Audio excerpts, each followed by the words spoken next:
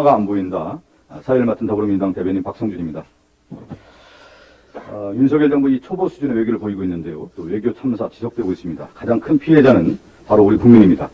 그래서 오늘 민주당은 통일 외교 안보 분야 전문가들을 초대를 해서 현 정권의 외교 안보 참사 상황에 대한 인식을 공유하고요.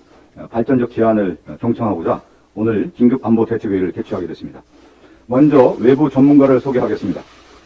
양무진 북한대학원대학교 총장님 오셨습니다. 김준영 전 국립외교원장님 참석하셨습니다. 황인권 전 육군 제2작전사령부 사령관님 오셨습니다. 다음으로 더불어민주당 측 참석자를 소개하겠습니다. 이재명 당대표님 자리해 주셨습니다. 박홍근 원내대표님 오셨습니다. 이인영 의원님 함께해 주셨습니다. 김병기 수석 사무부총장님 자리해 주셨습니다. 김성환 정책위 의장님 오셨습니다. 김병주 국방안보특별위원장님 함께했습니다. 반갑습니다. 윤건영 정보위 간사님 함께했습니다. 천준호 당대표실 비서실장님 함께했습니다. 국가의 존재 이유는 국민의 더 나은 삶을 만드는 것입니다.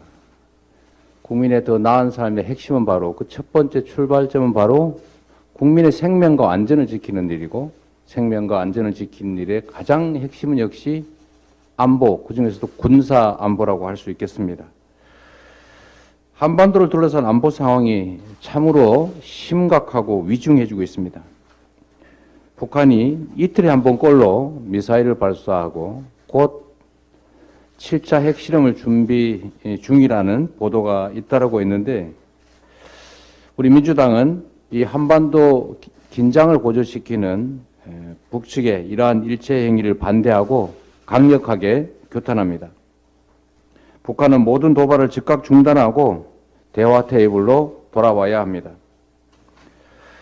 윤석열 정부 역시도 이 위험천만한 전쟁 불사, 전쟁도 할 수 있다, 이런 태도를 버려야 합니다.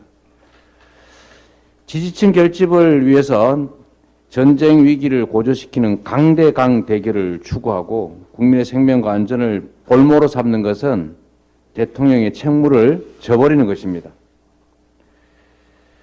악화일로인 민생 경제를 외면하고 강경 일변도로 군사대치를 고집하는 것은 평화와 민생 두 가지 다 망치는 길입니다. 한반도 평화와 민생 경제는 동전의 양면입니다. 평화가 곧 경제고 경제가 곧 평화입니다. 세계 6위의 국방력 그리고 굳건한 한미 동맹을 바탕으로 철통 같은 안보 태세를 유지하고 강대강 치킨 게임을 중단해야 됩니다. 위기 완화를 위해서 남북 상호 간 합의 준수를 위해서 또 정착을 위해서도 노력해야 하고, 특히 대화 재개에 총력을 다해야 합니다. 특히 이 위기를 핑계로 일본을 한반도에 끌어들이는 자충수를 중단해야 합니다. 일본은 침략으로 대한민국을 수십 년간 약탈했던 나라이고 여전히 이 공세적 입장을 포기하거나 버리지 않고 있습니다. 여전히 독도를 자기 땅이라고 우기고 경제 침탈을 자행하고 위안부와 강제징용 문제에 대해서도 개선의 의지를 내보이지 않고 있습니다. 과거의 침략과 인권 침해에 대해서도 진지한 반성을 하지 않고 있습니다. 따라서 일본과 한국의 관계는 사회 경제 문제와 인권, 역사, 영토 문제를 분리해서 접근해야 됩니다. 그런데 최근 윤석열 정부가 일본의 자위대를 독도 근해로 불러들여서 합동 실전 군사훈련을 연이어서 강행하고 있습니다. 좌시할 수 없는 국방 참사이고 안보 자해행위입니다. 대한민국이 일본 자위대를 정식 군대로 인정한다는 시그널을 줄 수가 있습니다. 그리고 한미일 군사 동맹으로 나아가는 징검다리가 될 수도 있습니다. 정식 군대로 일본 자위대가 인정받는 것은 일본의 우익 정부가 추구하는 핵심 과제입니다. 보통 국가화를 통해서 정식 군대로 인정받고 군사 대국화의 길로 가고자 하지 않습니까? 이거는 대한민국의 국익에 반하는 행위입니다. 그런데 일본 자위대를 정식 군대로 인정할 빌미가 될 수도 있고, 또 일본이 궁극적으로는 한반도에 개입할 수 있는 구실이 될 수 있는 이 한미일 합동 군사훈련, 그것도 실전 훈련을 대체 왜 최근에 갑자기 하는 겁니까? 도저히 납득하기가 어렵습니다. 일본과의 합동 군사훈련은 앞으로 북중러의 군사적 결속을 자극해서 한반도 냉전체제를 부활시킬 가능성이 높습니다. 이런 문제를 윤석열 정부에서 과연 고려했는지, 이 문제들을 다 감당할 수 있는지 되묻고 싶습니다. 대한민국의 안보는 국민의 생명과 대한민국의 국익을 위한 것이어야 합니다. 미국과 일본이 요구한다고 국익에 반하는 선택을 하는 것은 용납할 수 없는 일입니다. 이명박, 박근혜 정권이 밀실에서 강행했던 지소미아 문제부터 이번 윤석열 정부의 한미일 합동 실전 군사훈련까지 이 보수 정권이 들어설 때마다 일본의 군사 이익을 뒷받침하는 행태가 반복되고 있습니다. 그 최종 결과가 한반도에 다시 일본의 어두운 그림자가 드리우게 되지 않을까, 그 결과를 만들어내지 않을까 심히 우려됩니다. 그리고 무엇보다 이러한 문제들을 지적을 하면 수용을 하는 것이 아니라 어김없이 시대착오적인 종북몰이 그리고 색깔론 공세를 펼치고 있습니다. 해방 이후에 친일파들이 했던 행태와 다를 바가 전혀 없습니다. 거듭 말씀드리지만 한반도의 평화와 민생 경제는 뗄 수 없는 관계입니다. 군사적인 대결과 전쟁의 위기가 커질수록 코리아 디스카운트가 심화되고 경제 충격이 더 커지는 것은 자명합니다. 그 피해는 고스란히 국민들에게 전가될 것입니다. 자신들의 정치적 공경을 벗어나자고 강대강 대결을 통해서 군사 대결 위기를 고조시키는 것은 국민과 역사에 죄를 짓는 것입니다.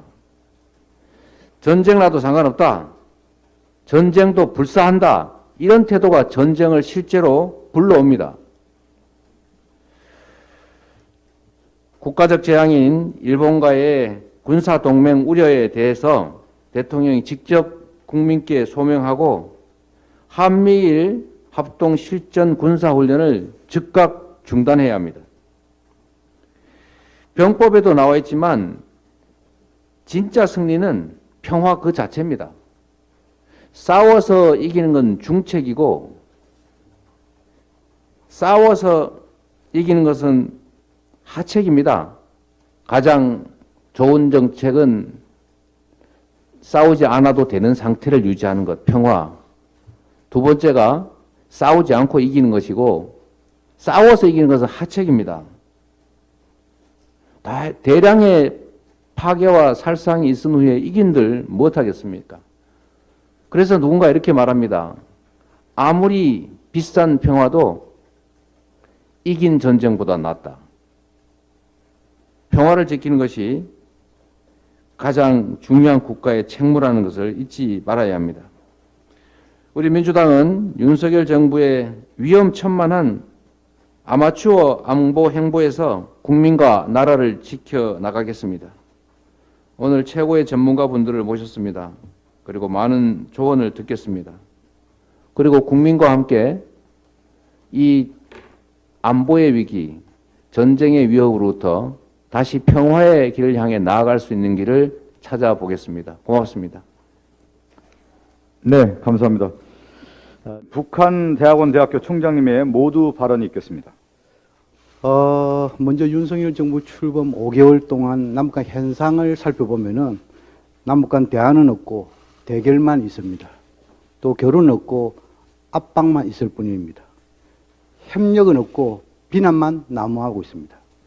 이러한 현상을 이끈 요인이 남북한 모두에게 있지만 특히 윤석열 정부의 강경한 대북관, 철학의 빈곤, 전략의 부재 등이 주요 요인이 아닌가 생각해 봅니다. 윤석열 정부는 주적인 북한을 선제 타격에서 멸망시키겠다는 강력한 대북관을 가진 것으로 보여집니다. 헌법 가치인 평화, 분단 극복의 마중물인 화해협력, 그리고 8천만 한민족의 염원인 평화통일에 대한 철학이 빈곤한 것으로 판단됩니다. 윤석열 정부의 대북 전략이 과연 있는 것인지 없는 것인지 명확하지 않습니다. 담대한 구상에서 나타난 비핵화와 경제협력이 선후관계인지 선순환 관계인지 불명확하고, 특히 이념의 잣대에 의한 자유연대가 문제 해결을 위한 협력 전략인지 북한을 포함한 반제국주의 연대와의 대결 전략인지 의심을 가지지 않을 수 없습니다. 다음은 남북한 당국에게 몇 가지 제언을 드리고자 합니다. 첫째, 문제 해결을 위해서는 역지사지의 자세입니다. 대화 속에 해법이 있고 대결 속에 해악이 있다는 동서고금의 교훈을 상기하면서 남북한은 역지사지의 자세가 문제 해결의 출발점을 상기해야 됩니다. 둘째, 서로에 대한 대적관을 철회하고 상호 존중과 내정 불간섭의 원칙을 재확인하는 것입니다. 셋째는 자유연대와 반제국주의 연대의 자제입니다. 이 두 가지 연대의 대결은 냉전 시기로 회귀하자는 것입니다. 윤석열 대통령은 4.27 판문점 선언과 6.12 싱가포르 성명의 존중을 약속하고 김정은 위원장은 핵무력 정책 법자 시행을 보류해야 합니다. 한반도 비핵평화 관계 정상에 대한 해답은 4.27 판문점 선언과 6.12 싱가포르 성명에 모두 담겨 있습니다. 어쩌면 지금의 상황에서 남북 미중이 참여하는 4자 회담도 문제 해결의 출발점이 될 수 있습니다. 끝으로 윤석열 정부에게 우길기를 어떻게 생각하는지 좀 묻고 싶습니다. 우길기를 인정하는지, 인정한다면은 전범의 친구라 할 수 있는 나치의 하겐 크로이츠도 인정하는 것인지, 인정한다면은 일제 강점기 41년의 역사를 단절로 보는 것인지, 개성으로 보는 것인지, 또 만약에 우길기를 인정한다면 우길기와 싸운 수많은 선열들의 독립운동사를 새로 써야 하는지, 더 나아가서 강제징용에 대한 대범의 판례를 부정하는 것인지, 만약에 인정하지 않는다면 왜 전범의 깃발을 단 자위대와 연합훈련을 하는지 국민 앞에 상세하게 설명이 필요합니다. 이상으로 모두 발언 마치겠습니다. 감사합니다. 이어서 김준영 전 국립외교원장님의 말씀 있겠습니다. 네, 사실 대선 전부터 우려가 많았었습니다. 외교 철학이라든지 외교 전략, 그리고 인물 면면을 봤을 때 상당히 우려됐던 부분이 많은데 예상했던 것보다 훨씬 더 빠른 속도와 큰 규모로 한국의 외교가 망가지고 있다고 생각합니다. 이유는 첫째, 국제 정세를 정확하게 판단하고 있지 못합니다. 미중 패권 대결이나 지금 미국의 정책, 일본의 정책을 제대로 판단하고 있지 못하다. 두 번째, 국내에서 떨어진 인기를 모면하기 위해서 외교를 활용하고 있다. 세 번째, 철저하게 반문으로 가다 보니 국익이 뒤로 처지고 있다. 그러다 보니 이념적이고 진영의 가치를 중요시하고 심지어 냉전적인 안보 포퓰리즘에 빠져 있다고 생각합니다. 한미동맹 강화나 한일관계 개선이 그것도 수단이지 목적이 될 수 없음에도 불구하고 이 정부는 목적으로 생각하는 것 같습니다. 목적은 국익이 되어야 되고 국민이 되어야 되는데 맹목적 한미동맹 강화라는 것 때문에 경제동맹을 붙이고, 경제동맹이라면 인플레이션 감축 업적을 그렇게 당하지 않았을 겁니다.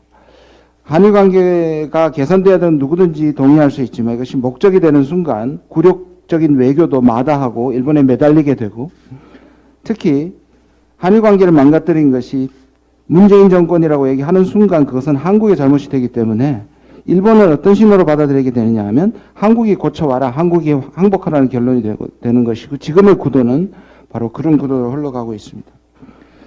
이러한 전도된 맹목의 외교가 지금까지 외교 누수 그리고 작동하지 않고 굴욕 외교를 하고 참사 외교를 하는 가장 큰 이유입니다. 편을 정하면 편해지는가? 그렇지 않습니다. 그런데 이 정부는 편을 정하면서 불편을 자초하고 있고 위기를 자초하고 있습니다. 소위 말하는 가치 외교는 고집할 가치가 있는가? 가치가 없습니다.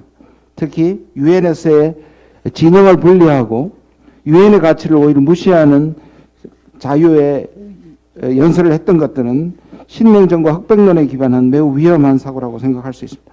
오히려 최근에 인도가 미국과 중국 사이에서 어떤 외교를 하는 것인가를 배워야 한다고 저는 생각합니다. 평화를 멀리하고 힘을 강조하는 것 역시 강대강 국내 정치를 이용하고 안보 포퓰리즘을 강조합니다. 위기를 생산한 다음에 안보를 강조하는 것이 무슨 소용이 있습니까? 그건 위기의 주범이 바로 이 정부가 되기 때문입니다.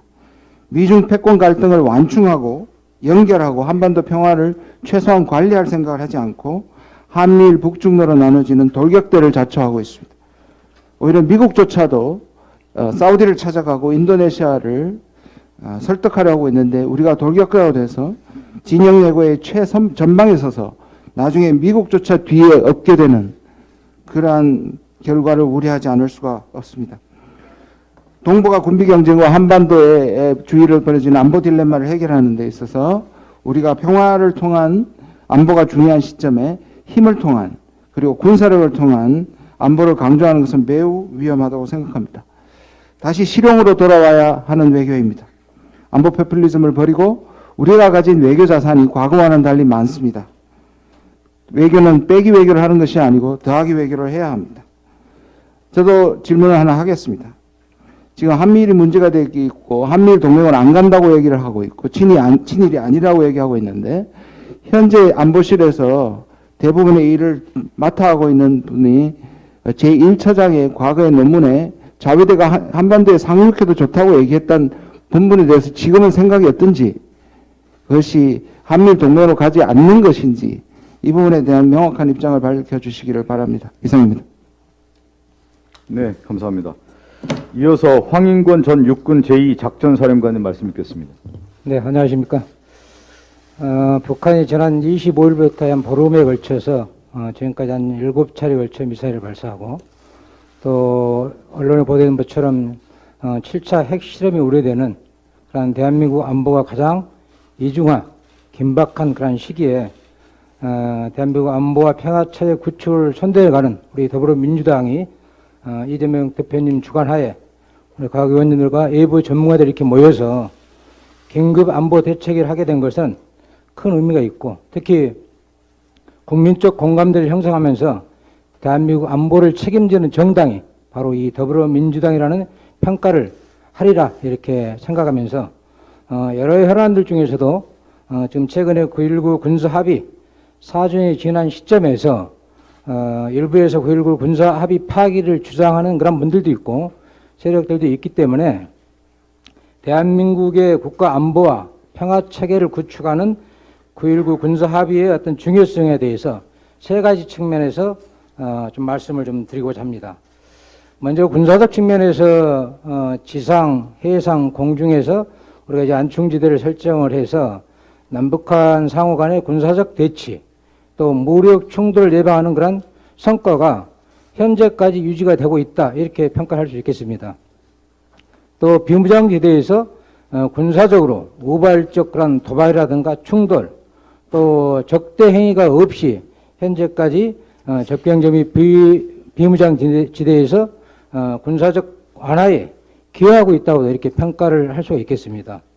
아울러 9.19 군사합의 이전에는 여러 가지 북한의 국지 도발, 즉 군사적 도발이라든가 또 군사적 긴장 상태를 유지함으로써 접경지역에 있는 또 우리 장병들은 굉장히 긴장 상태를 지속적으로 유지를 해야 했기 때문에 전투 피로들은 상당했다고 이렇게 볼 수 있겠습니다. 그러나 9.19 군사합의 이후에 그런 무력 충돌이라든가 우발적 군사 대치 상들이 없었기 때문에 우리 장병들의 전투 피로도는 해소가 되고 반면에 그러한 피로도가 해소됨으로 인해서 우리 장병들의 어떤 그런 군사 대비태세 또 제대별로 어떤 대비태세를 유지하고 실전적이고 실적인 그러한 대비태세를 유지시킴으로써 오히려 사기가 높아지는 그러한 상태에 지금 있다고 이렇게 볼 수가 있겠습니다.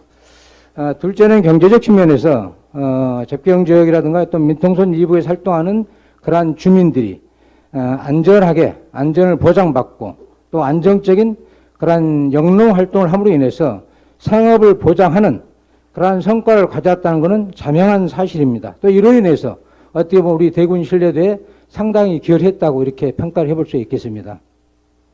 셋째는 외교 및 정치적 측면에서 한반도의 평화 체계를 구축하기 위한 다양한 활동이 결과적으로 남북한 협의와 합의하에 진행되었고 또 북한에서도 지금까지도 9.19 군사 합의 사항에 대해서는 준수하려고 하는 그런 태도는 현재 유지하고 있다고 이렇게 평가를 해볼 수 있겠습니다. 결론적으로 9.19 군사 합의의 어떤 그런 내용 중에서 남북한의 지상, 해상, 공중에서 우발적 군사적 그런 그 무력 충돌을 예방하고 또 긴장 상태를 완화시킴으로써 9.19 군사 합의가 결과적으로 평화이고 이 평화가 곧 국민의 안보이고 국가의 안보란 거 이거는 자명한 사실이라고 이렇게 생각이 듭니다. 만약 일부에서 주장한 것처럼 9.19 군사 합의가 파기돼서 지상, 해상, 공중에서 우발적이 됐든 또 뭐 국지도발과 관련된 군사적 충돌이 발생한다면 한반도의 평화 체계를 답보할 수 없을 거라고 이렇게 생각합니다. 또 가장 위험한 그런 국면에 직면하는 것이 결과적으로 9.19 군사 합의 파기를 하는 순간이라고 이렇게 평가를 해볼 수 있겠습니다. 네, 감사합니다. 이상입니다. 네, 이어서 다음으로 박홍근 원내대표님의 발언이 있겠습니다. 북한이 보름 동안 7차례에 걸쳐 미사일 도발을 감행했습니다. 한반도 군사적 긴장감을 높이는 중대한 도발 행위를 강력하게 규탄합니다. 특히 어제 노동당 창건 기념일을 맞아 북한은 최근 탄도미사일 발사가 전술핵 운용부대 훈련임을 밝혔습니다. 동족인 남한까지 대상으로 한 전술핵 훈련은 한반도 전체를 핵전쟁의 공포로 몰아가는 일입니다. 핵전쟁 위협 강도를 높이는 북한의 무모한 시도는 그 어떤 이유로도 정당화할 수 없습니다. 군사적 대치로는 남북 간의 어떠한 출구도 만들 수 없습니다. 윤석열 정부의 무능한 안보 역량이 북한 도발만큼이나 우리 국민을 불안하게 하고 있습니다. 윤석열 정부는 10수년 전 정책을 재탕했습니다. 한반도 상황을 타개할 진전된 대책도 전략도 전무한 제목만 담대한 구상이지 실제는 허망한 공상에 불과합니다. 북한이 거부하자마자 한반도 대립과 대결만 더 선명해졌습니다. 군사적 대결의 끝은 결국 전쟁일 뿐입니다. 국민 생명과 안전은 팽개친 채 전쟁도 불사하겠다는 무모한 정권과 같습니다. 미국 조하에서조차 현재의 방식으로는 북핵 문제를 풀 수 없다고 지적합니다. 윤석열 정권의 안보 무능에 국민 신뢰마저 바닥을 친 상태입니다. 선제 타격 운운하더니 적이 아닌 우리 국민을 선제 타격할 위험천만한 상황을 초래했습니다. 하지만 이에 대한 대통령 사과는 없었습니다.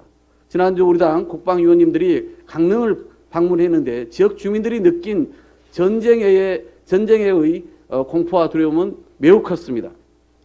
연이은 북한의 도발로 접경지역 국민이 느낄 불안감은 당연합니다.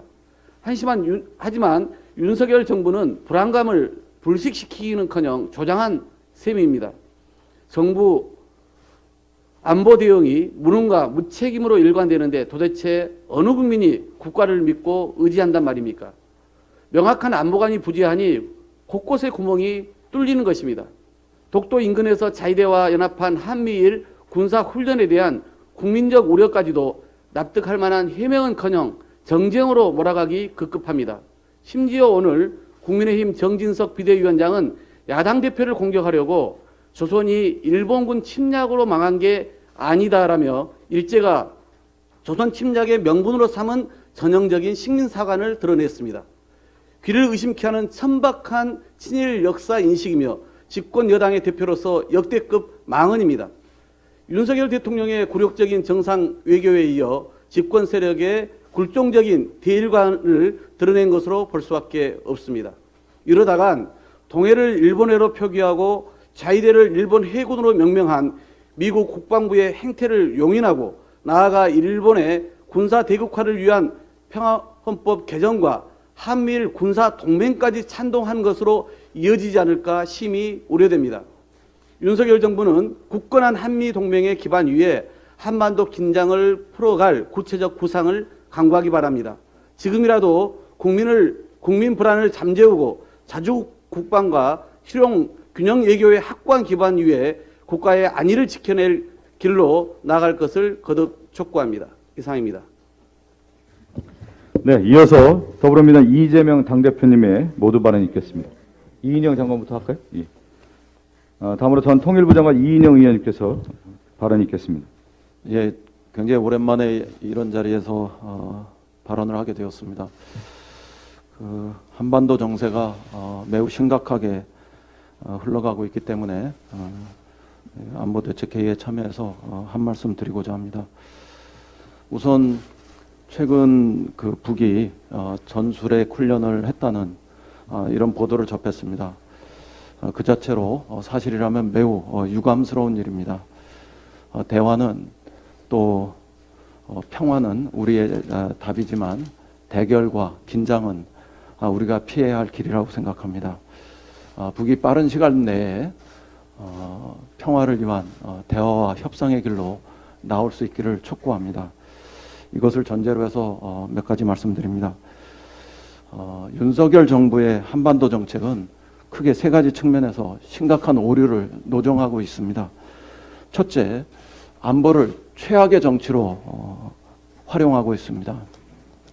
과거에 안보를 정치로 활용하면 필연적으로 공안이 바로 했습니다. 지금 상황은 그때와 또 다르기는 하지만 국정원, 검찰을 넘어서 최근에는 정치 보복과 표적 제거를 위해서 감사원까지 동원되고 있습니다. 이런 게 신공안이라면 명백히 민주주의의 후퇴이고 또 심각한 민주주의의 유린입니다.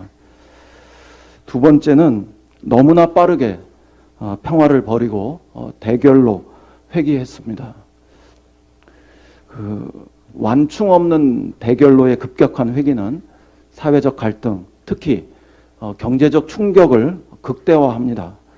이른바 코리아 디스카운트가 빠르게 증가할 수도 있을 것입니다. 그 결과로 윤석열 정부의 경제 성적표는 하락할 수밖에 없고 평화 관리로 세계 10강에 진입했던 문재인 정부와 극단적 대조가 될 것입니다. 세 번째로 남북 관계와 한미 동맹의 심각한 불균형을 초래했습니다. 남북 관계 개선을 포기하면 한반도 정세는 늘 치명적인 위기로 치달립니다. 남북 간의 기본적 대화 창구마저 가동되고 있지 않은 지금의 상황에서 정말 비상시 대책은 없습니다. 또한 한미 동맹은 필요한 것이지만 한미일 동맹의 경향성마저 나타나고 있고 이것이 사실이라면 이거는 나가도 너무 나가는 것입니다. 그 자체로도 매우 위험한 것이고 역사적으로 이단의 길이라고 생각합니다. 제가 통일부 장관 할 때의 경험입니다. 국제 신용평가기관들은 한반도 정세를 늘 주목합니다. S&P, 무디스, 피치 등의 세계적인 신용평가기관들은 한반도 정세가 어디로 나아가는지, 남북관계는 개선될 것인지 그 여부에 따라서 한국의 신용평가, 국제 신용도를 평가합니다. 평화가 경제임을 보여주는 상징적 사례였습니다. 이들은 종종 한반도 정세, 또 남북관계의 불안정성이 더 높은 신용평가로 이어지지 않고 있음을 직간접적으로 표출하곤 했습니다. 솔직히 한반도 긴장이 지금 다시 고조되면 내년 상반기에 한국의 국가 신용평가도가 올해보다 더 떨어질까 봐 저는 걱정합니다. 당장 금융과 환율 등에도 영향을 미치고 있고 시간이 갈수록 투자와 교역에도 나쁜 영향을 미치게 될 것입니다. 시원하게 대결 정책을 내지르는 결과는 직간접적으로 또 직접적으로 경제 환경만 망가뜨리게 될 것입니다. 평화 주도 성장의 길을 원천적으로 봉쇄하는 것입니다. 평화는 세계 10강 중의 나라에서 우리만이 가질 수 있는 기회이지만 역으로 뒤집어서 보면 긴장은 세계 10강의 나라들 중에서 우리만이 가질 수 있는 가장 취약한 리스크가 됩니다. 기회의 길로 나갈 것인지 아니면 위기를 자초할 것인지 그 대답은 자명합니다. 이제 여기서 당장 대결을 멈추고 사력을 다해서 평화를 만들기 위한 노력에 우리는 집중해야 합니다. 역발상으로 윤석열 정부가 임하길 바랍니다. 윤석열 정부가 평화의 상상력을 펼치기 시작하면 보수적이거나 우경적인 여론의 부담도 저는 적으리라고 생각합니다. 그리고 민주당을 비롯한 야당들은 당연히 평화를 위해서 협력하리라고 생각합니다. 통일부가 가지고 있는 공식 창구, 또 국정원이 가지고 있는 물밑 창구, 이런 것을 모두 가동해서 평화를 위한 대화에 즉시 나설 수 있기를 바랍니다. 경우에 따라서 필요하다면 특사 교환, 이런 것들도 제안해 보길 바랍니다. 지금과 같은 시기에 특사 교환이 필요할 것이다, 이런 조언을 하고 싶습니다. 이상입니다. 네, 지금부터 간담회를 비공개로 전환하겠습니다. 언론인 여러분의 협조를 부탁드리겠습니다.